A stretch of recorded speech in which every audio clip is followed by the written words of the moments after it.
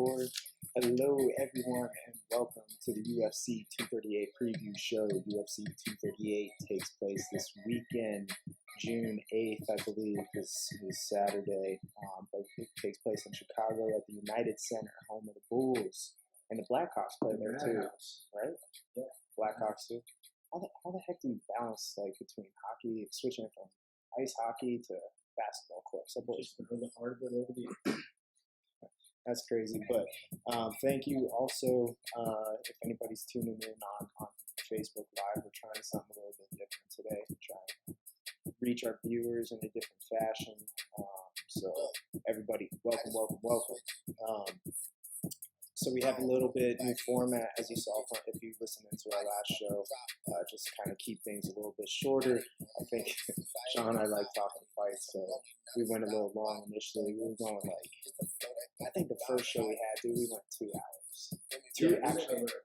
It was 2 hours and 50 minutes. And then we got down to an hour. We got down to an hour and a half. It was crazy. But I think we're on the right path now. We got the last show down to 30-35 minutes. I think that's just a good time. So as always, people, please feel free to give us some feedback on what you like from our show. If you miss anything, you're like, Brian, I like the breakdowns, I like the analysis.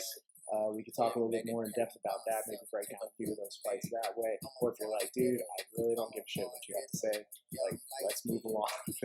We can keep it short like this. But anyway, so there's not really anything much in the way of fight announcements. I mean, if you're hiding under a blanket somewhere, Khabib and Poirier has been announced for, what was that, August or September? September 7th. September 7th. They're August for the UFC and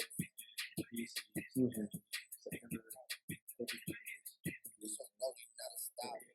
That's the first fight announced for Abu Dhabi. I'm sure the people fights in 5-year contract in Abu Dhabi to have a fight. Wow.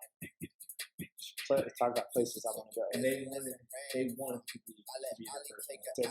You know what? I feel that's good for Khabib, though. I mean, dude's traveling. He's been traveling to the U.S. for all his fights. I mean, he's a champ. He's the dominant champ, so that's less traveling for him at least. So good for him, man. But yeah, I think that.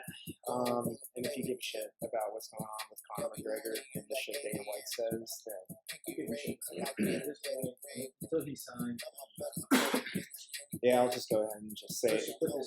Nate Diaz is signed to fight somebody. That does everything you need. Yeah, well, because everybody assumes Conor's holding out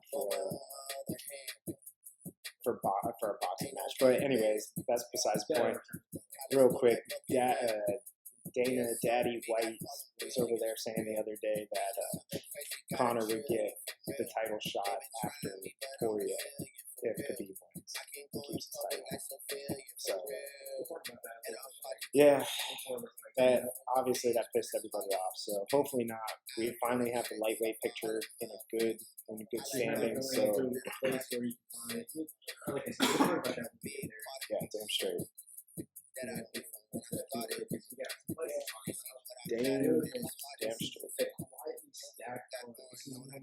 Even I'm guilty of myself.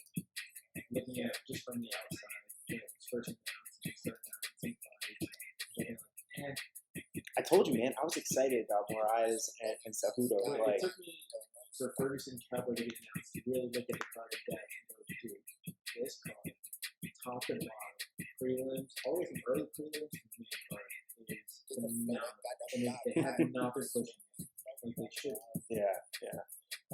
No, absolutely. But I think to your point, though, I mean, adding Ferguson and Cerrone is that should headline just about any other card.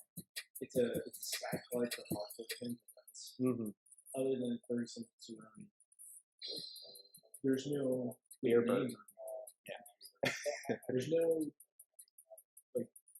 names that would reach the casual. Maybe Cejudo because recently he's beaten. But other than Cejudo, Ferguson, Cowboy, there's nobody.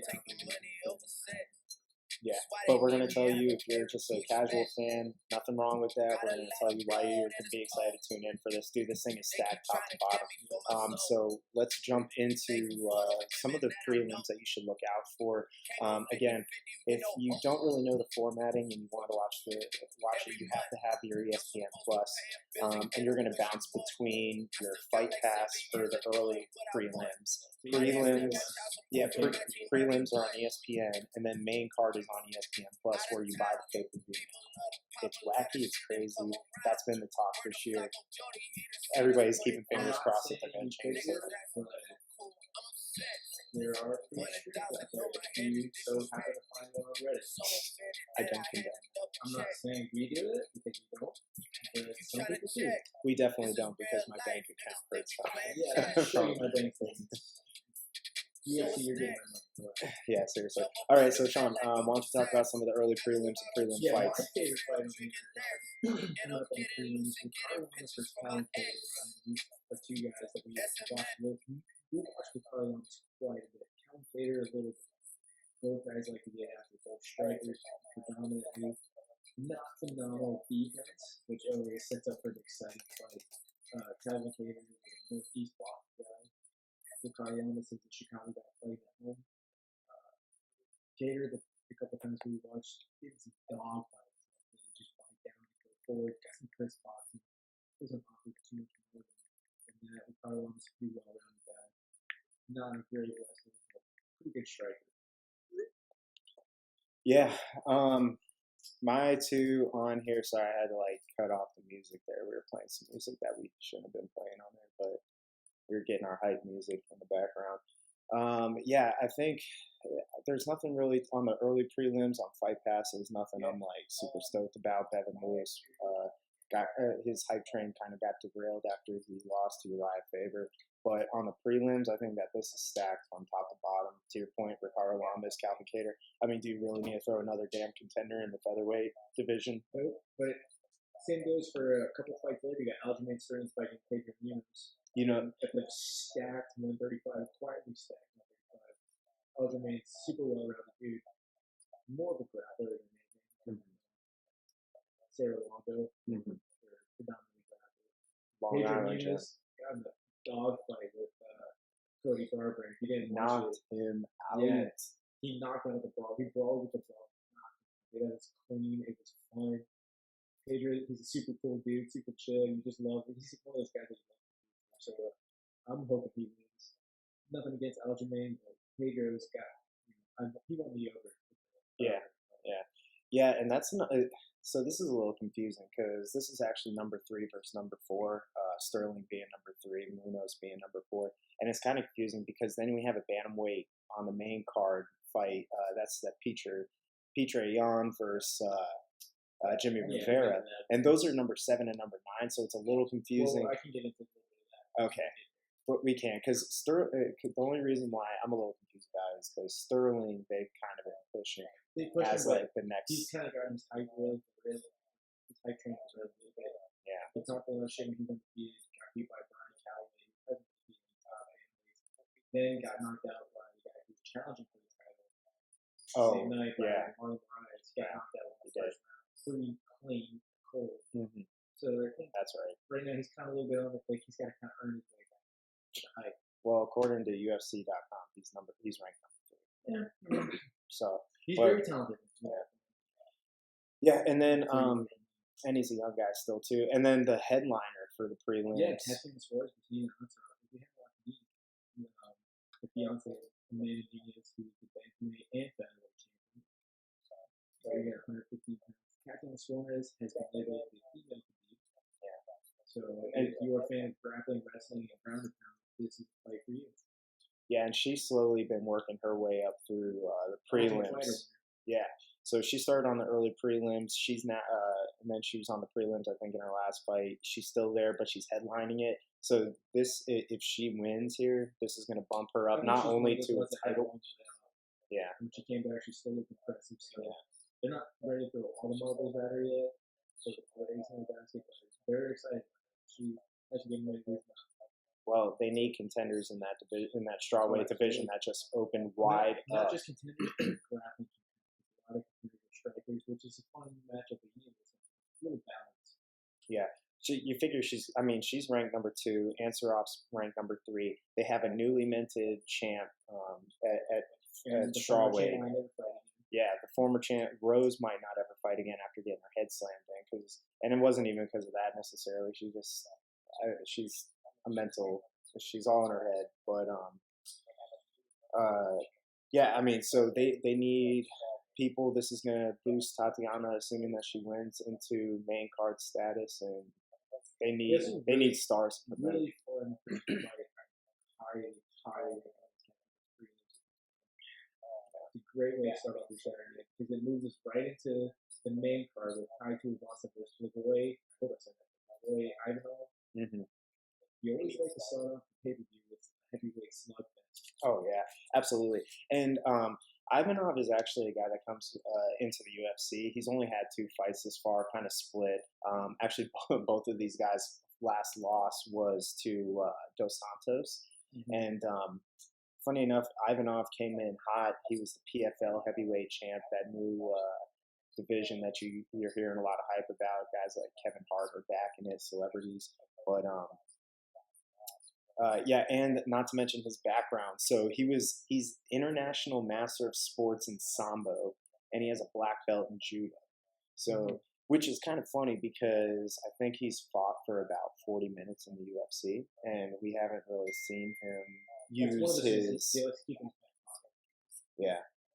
Yeah, he hasn't shown it, and I think that's going to be one of his keys to victory against Ty here. So, he's purely a boxer, and we haven't seen too much of his ground game either. Ty comes from Australia, which is not known for their grappling, even though guys are probably have done great things with their grappling. Not just on the offensive side, but the defense side. But Ty's like a knockout. Yeah. And I think from what I've seen from Ivanov is that he's a guy that likes to counterpunch. So this is like a perfect aggressive puncher versus counterpuncher matchup that is good for the fight fans. The one thing about that goes good for Ty is that if looking for a heavyweight, he doesn't finish a lot of fights for a heavyweight. So if I can take a couple, he can get him. But the boy hasn't been knocked out. 2 times he's been beaten by decision. So clearly he's got some sort of chin. 19 fights he hasn't been knocked out at heavyweight, saying something. Because 4-ounce gloves with those big. They can throw some heat pretty quick. All right, and with that, took me a minute to find it, but we hit our time there on the first fight. So Ty's coming off of his first loss, and this should be a fun matchup. Both these guys are last losses to a rising. No, he won that fight against Arlovsky. But Sean, what's the odds for this fight? I would assume, yeah, this has got to be a pretty close. Yeah, this is close. Sport. So Ty's the favorite at -135. The boy has 115 under. No. Yeah. That's about what I thought for this one. Next fight, it's going to be a big odds. If you want to bet on it. Moving into the bantamweight division, we have Jimmy Rivera taking on Petri Yan, the Russian who has fought. This is his 3rd fight since December 30th. Yeah, and I think it's his 5th fight since last year, in the calendar year. I think it's June last year, so I think this is his 5th fight in a calendar year. So June 23rd, 2018, he's had 4 fights. Mm-hmm. He's had Hiroto Ishihara, Jin Susan, he's playing to beat Douglas Silva de Andrade and John Dodson. Yeah, absolutely, man. I'm super excited about this. They're obviously putting Petri up into this bantamweight mix, into the contender. I feel like he's fought a lot recently. He's a very exciting fighter. I know that we were talking a little bit about his stats earlier, about his ability to throw punches. 6.5 strikes a minute per minute, and 2.9, which is outrageous. Yeah, absolutely. A third of that he's taking in his output. That's an incredible pace. But all 4 fights that he's had in the UFC or recently in the UFC. So that's 4 fights that he has stats against. I mean, 2 of them have gone to decision. One of them has been a 2nd round corner stoppage. The other one was late in the first round, so he's got some time for him to complete that fights. Mhm. That's not like it's a inflated stat necessarily. No, and I think the interesting thing here is this is going to be a big step up in competition for him, even though Jimmy Rivera's looked a little slow lately. He's coming off of 2 straight losses. His most recent one being to someone on the prelims that we just spoke about a few minutes ago is Aljamain Sterling, which And he lost lost. to Moraes. Yeah, and he lost. He got knocked out, Within or like the first yeah, 10 seconds. yeah, against Moraes, and then he lost to Sterling in a very like flat performance. Yeah, not much. So that is that. Hold on, let me hit the bell so that way we know. Usually we go into the third fight. Because of this card, we're going to move. Hold on, let's roll it back, baby. Let's roll it back. What's the odds? What's the odds on this one? The odds on this one, Cejudo is -334, with Rivera coming in at +280. So again, pretty damn close. That's not that close for MMA. And that's where the Vegas odds are. They have in the hundreds. This is a pretty heavy favorite for MMA. Yeah, I guess it's probably one of the closer ones. Or I mean, one of the better betting fights odds. that have bigger odds. Tatiana Suarez is a -750 favorite. He's a +25, +525. Holy crap! And then that leads us to our next fight. Well, what we're gonna cover next, because usually we would go straight to the third fight, but like I was saying, we're gonna move to the women's flyweight, 125-pound title fight. Just because of interesting factor of what we deem is more exciting for us, we're gonna go with this one first. Not because it's more exciting, because it's less exciting than the fight we're gonna talk about after. But this one's coming in with Valentina Shevchenko as a 1250 favorite. Jessica Eyes at +800. So let's get the timer started here. Again, this is actually the co-main event that we're talking about, but we want to spend more time with the Ferguson Cerrone fight. I think that one's like the people's this fight. To me, it doesn't do much for me. I mean, I've seen both of them fight quite a bit. I just don't see Jessica offering anything about Shevchenko. No. Yeah, and even though Shevchenko, I think, is certainly the big favorite here, deservedly so. She doesn't. I think her wrestling is a hell of a lot better, which is funny considering she comes from a strong Muay Thai background. I'm sorry. I'll tell you right now. She submitted a bantamweight that's really high in jiu-jitsu. She submitted it. I'll tell you right now. I know her as soon as you said it. It was back in Denver. I'm not going to tell you because. Anyway, Jessica Ida has 0 to offer. Chachawe?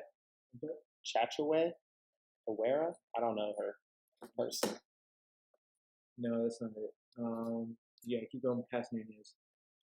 Juliana Pena. Oh, yeah. So I didn't even realize that they fought. Black belt. Yeah, she is. Jiu-Jitsu. And she submitted her fairly easy. I won't say fairly easy, but she submitted her with an armbar. Yeah, shoot. She was only in the second round. And she was supposed to be. I know Juliana Pena. Yeah, I watch her. She was supposed to be the striker versus. That was a striker versus grappler matchup, and the striker submitted the grappler. That tells you everything you need to know about her grappler. And I've watched her fight. I'm sorry, Joanna Jacek, who's a little bit taller. She is. Yeah, but she was way bigger than her though. She was so much stronger than her. Yeah, but she still handled the range no problem. I don't see Jessica Eye offering anything in striking. She's not going to be fast enough to hit. She's not going to have any power to carry it. No, but I will say, actually, because as I prep and go through this, I like going on SureDog a lot and listening. Actually, there's a guy that does previews on there. I think his name's like Ant Walker MMA or something, but he does some of the previews, and he made a good point when I was on there listening, is that she can also get stale, though, like she did against Amanda Nunes. Granted, Amanda Nunes was completely, derailed from her regular aggressive fight plan, but both of them, they respected the other too much.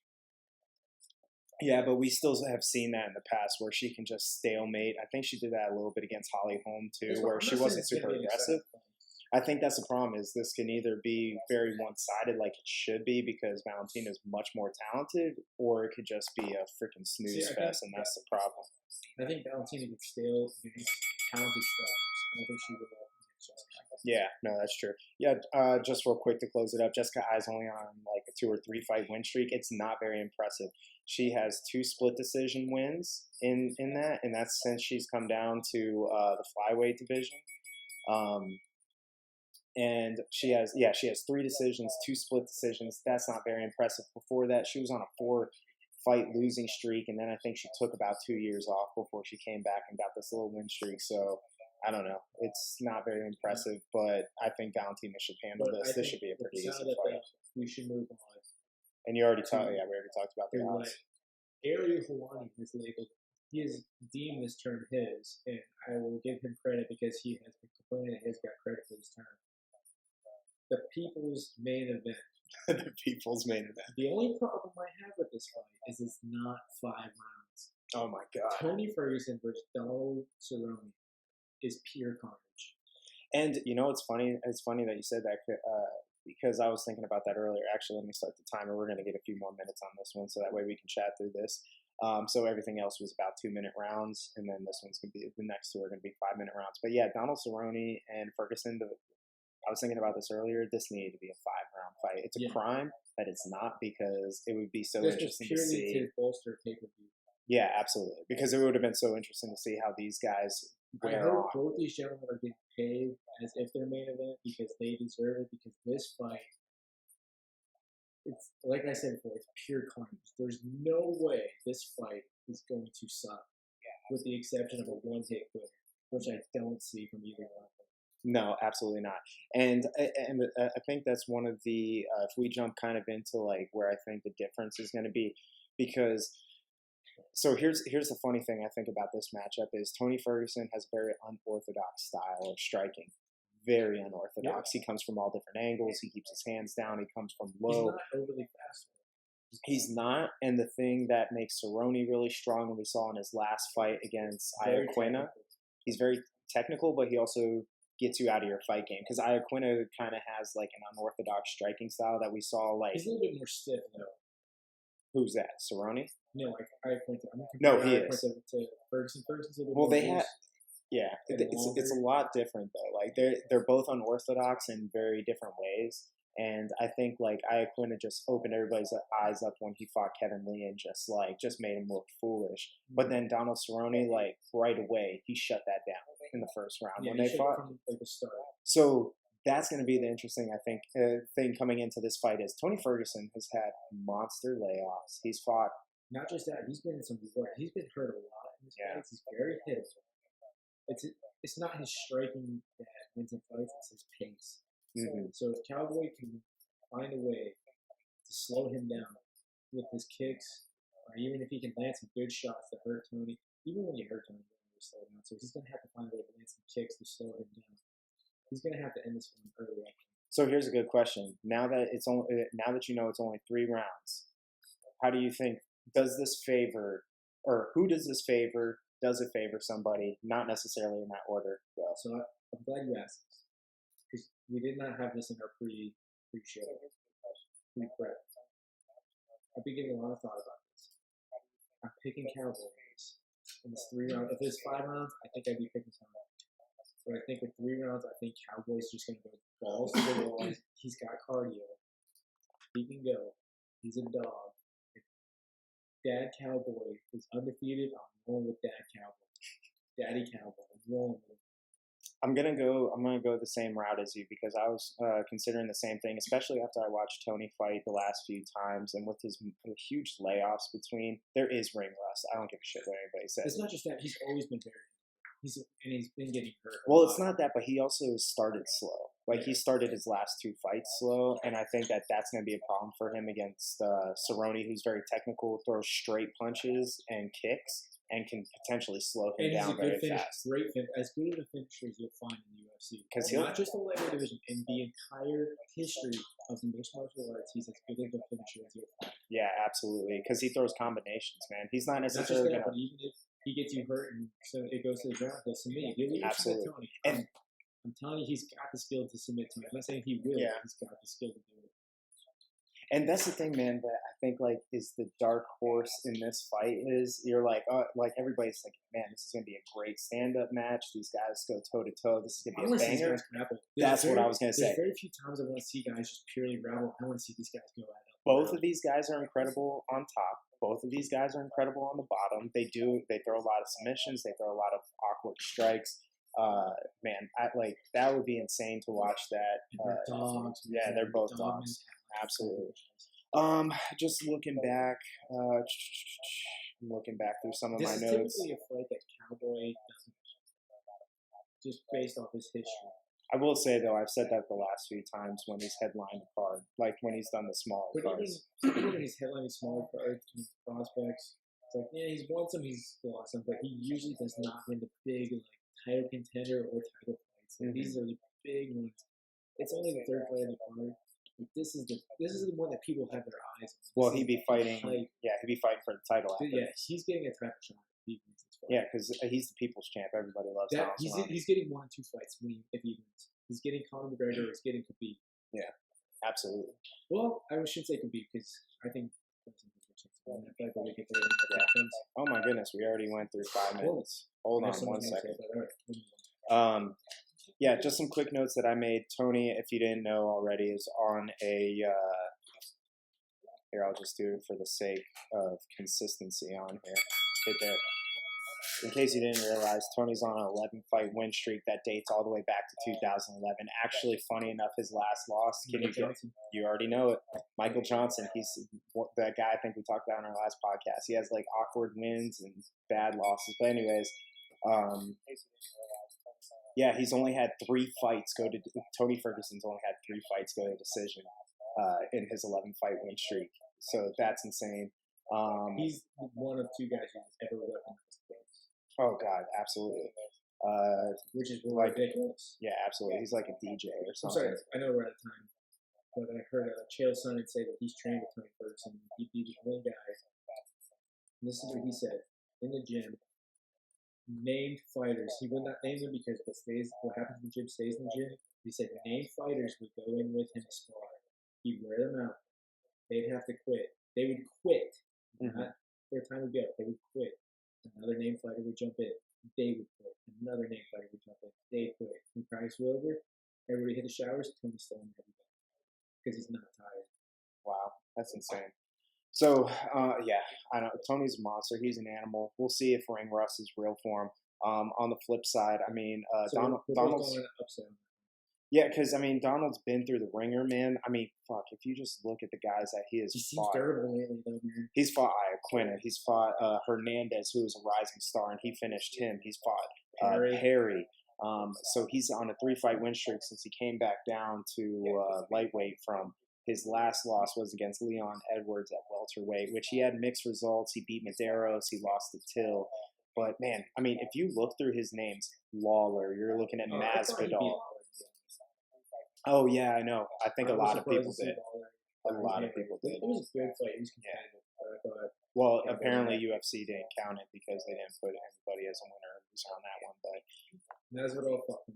Masvidal, Matt Brown, who he beat, Rick Story. Dude, this guy has just a name There's list. No better resume than Cowboys. Absolutely not. 33 wins, that 10 comes losses. With fighting as often as he does. Absolutely. But anyways, just to close this thing out, Cerrone's ranked number 4 right now. Ferguson's number 2. Winner of this fight gets the title. Absolutely.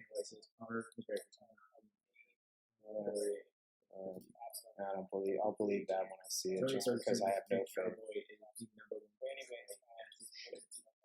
There's just so many fun matchups they can make it lightweight. But anyway, so what's the odds on this one?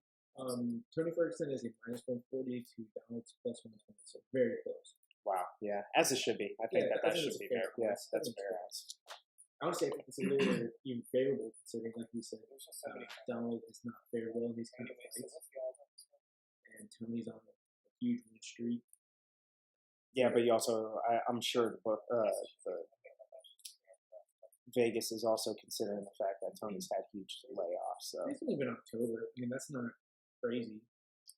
But even before that, he's only fought once a year since 2015, I think it was. But he trained for it. So you also got to wonder the mental state he's in too, because he's had some of those domestic abuse charges against him with his wife.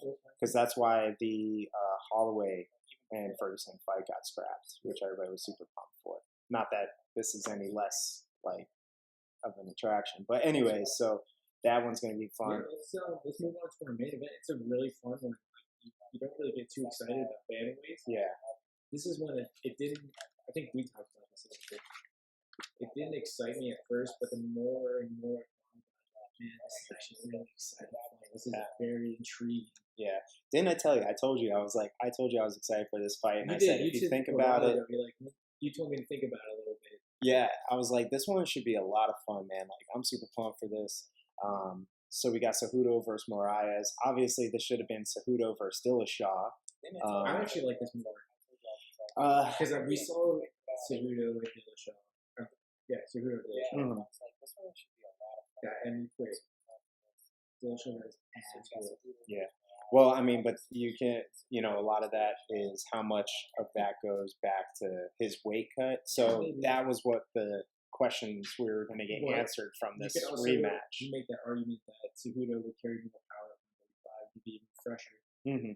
Yeah, no, absolutely. Hey, no, I agree with you.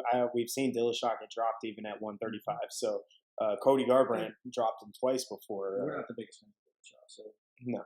So Cejudo is the most cringeworthy person ever, but he's not a bad guy. I don't like Dillashaw. No. But yeah, so this is a great matchup. Moraes is on a hot streak right now. Super well-rounded.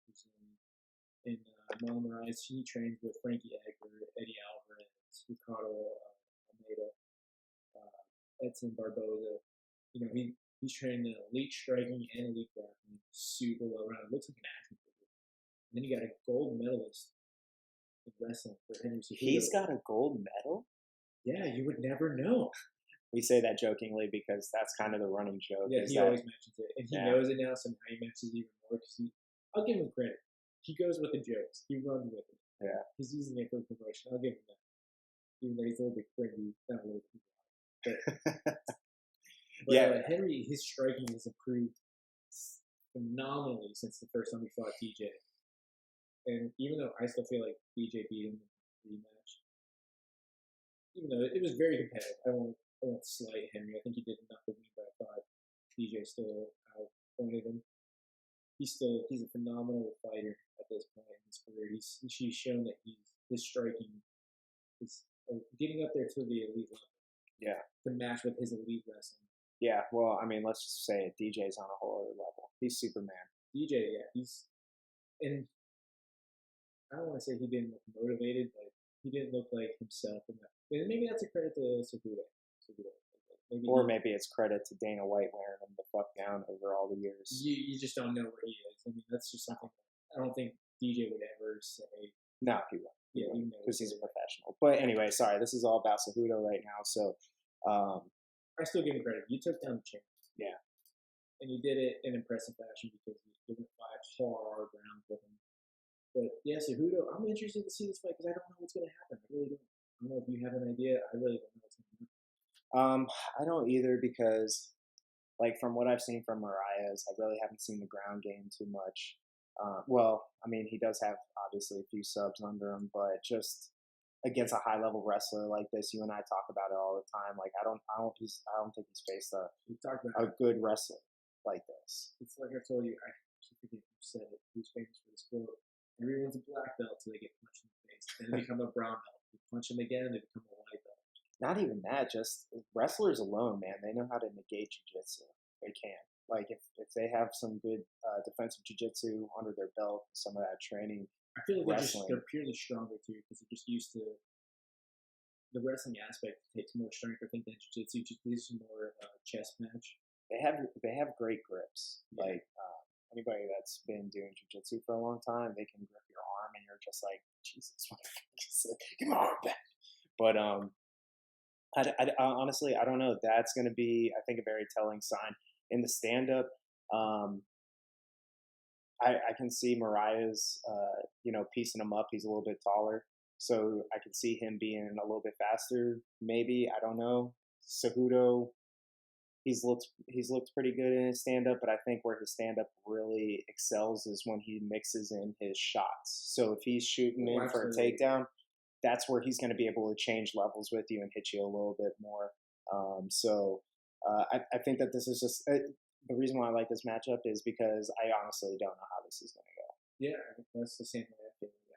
I'm thinking about it more and more. I really don't know what's going to happen. Yeah. Is Cejudo going to grind him out for 5 rounds? Is Moraes going to knock him out clean and early in the first round? Who the fuck knows? Yeah, absolutely. Sorry. So let me hit our little bells. Yeah, so just some quick notes. Cejudo's coming up to try and be the double champ, whatever the fuck you want to call it, that Connor started and everybody else says these days. So we'll see if he can do that after derailing the man. Note to that? Shoot. The lighter weight is on these matchups. That's right. We talked about that. Well, no. There's one loss. Max loss. That's right. So Holloway's the only one who's lost. And it wasn't like that wasn't an ass whoop. Yeah. He was competitive. I mean, he lost convincingly, but he definitely held his own and hurt Dustin. But the lighter weight has won all but one of these matchups. Yeah.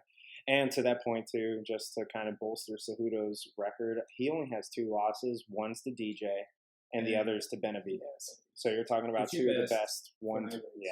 2 best historical flyweights in the UFC. Those are been his 2 losses. The only other concern I can see here is there was concern that he injured his knee earlier this week. He kind of brushed it off and just said, "No, it's just a bump, hit the corner, another thing." But that's how it always starts until after. So, and then a guy. All these guys come in, you never know. Yeah. Who the fuck cares? You won't hear about it until after he loses, and then he's like, "Oh well, I was fighting with me the whole time." So.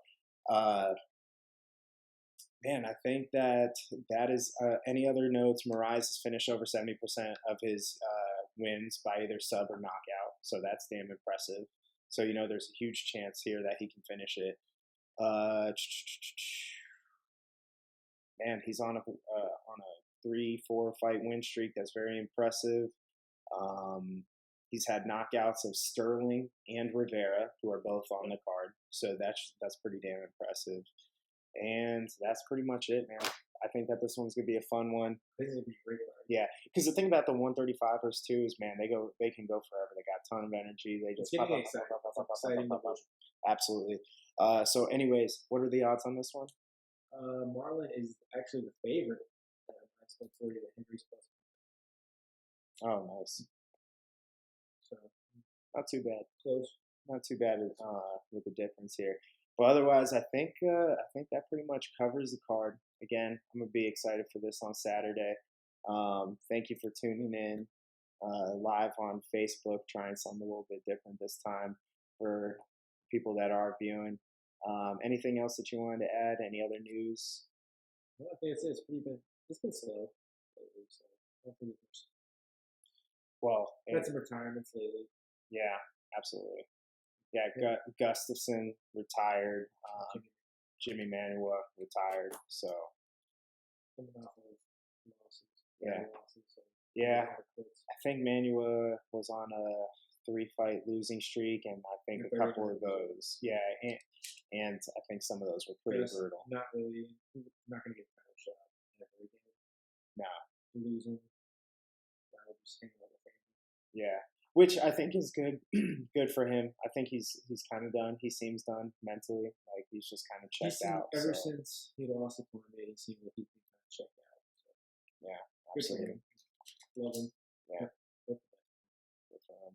But yeah, I think that's it.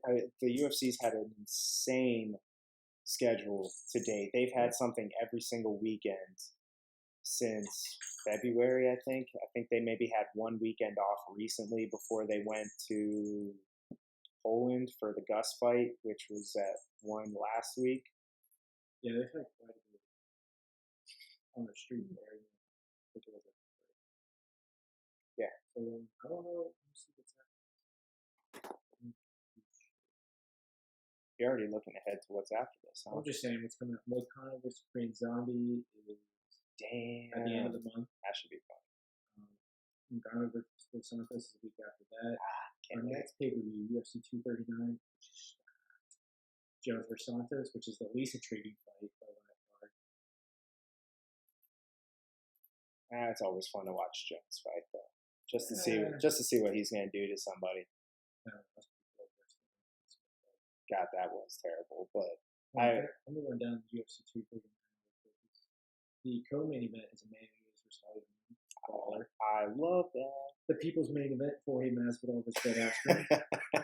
Jan Blachowicz is fighting Luke Rockford in his 205. Oh my God, Jan, please knock Gilbert out. Melendez, always super fun to watch fighting Arnold. Sean O'Malley making his return, super fun. You haven't watched him yet. No, I've only watched some of the. I've only watched his replays. I haven't watched him live. Diego Sanchez versus Michael Chiesa is the douchebag fight of the week. That's for contender for douchebag fight of the year right there. That's pretty much it that we have right now. I'm sure they add some. Anything from our viewers live? Anything that you want to talk about on here real quick before we cut this off and call it a good night? We do have one of our viewers asking for us to show our bodies, so no tits out for the boys. Danny boy, O'Malley, get the F on it. I don't know what you mean by that. You're gonna have to clarify. He's speaking in Danny language. I know him from work, so. Oh, Sean O'Malley. Yeah, we'll get there when the time comes. Danny, it's not till Danny boy, what do you mean by get the F on it? I guess he's feeling a little text shy right now. Okay, that's fine. No, man, but for real though, I think call your fights. Call your fights. What the hell are you talking? All right, do you want us to tell you who we think's gonna win between O'Malley and Marlon Vera? I mean, shit. Yeah, seriously, that's still a month away, dude. O'Malley though. Yeah, honestly, O'Malley. I'm picking O'Malley now. I'm hoping that we'll have a guest too for that card, the big 4th of July card. That card's always big every year. Yeah, I have an idea in mind. It'll be pretty exciting if that person can come on. So I'll announce that as soon as we get that down in the books and ready to go. So otherwise, guys, tune in Chicago this weekend. It's going to be a ton of fun. Super excited for this matchup. I think it's going to be a great card. Yeah, like I said, it's quietly underrated. It's a very underrated card. It's really good. Yeah. Started from the prelims all the way up. Especially considering the lack of promotion. Yeah. I think the rest of the fight's going to be good. We are definitely not sexist. I feel like we need to say that because I feel like we've kind of stiffed some of the lady fights on the main card. It's just that the lady fights have stiffed us. That's right. They've had some bad matchups. Like I loved the Rose and Jessica Andrade matchup. I think we talked pretty well about that. Oh yeah, we talked. We're super pumped about it. That's a great fight. I know. We're gonna be super pumped about it. Well, I just feel bad because I feel historically like if we've shafted any fights, it's typically been the lady matchup. But you know what? It's not because it's them. I think it's because there's so much different. There's so much different levels to it. Yes, thank you. I can't talk. It's too late for me. I would like to compare it to the light heavyweight division. Like, there's the elite, and then there's dog shit.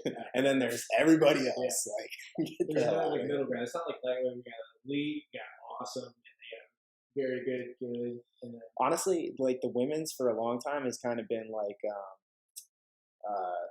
like the UFC when it first started. Like there was clearly better fighters that just kind of dominated everybody else. And that's kind of how it's closing a little bit, but it's still yeah, absolutely. So, all right, guys. Well, that's it for us. Thank you for tuning in. Also, if you're catching this on pre-recorded, thank you very much. Like our Facebook page, The Casuals MMA. You can pretty much find us on all social channels that way. And continue to listen in. We'll come back Sunday with our follow-up podcast as well. And otherwise, everybody enjoy the rest of your week and your weekend.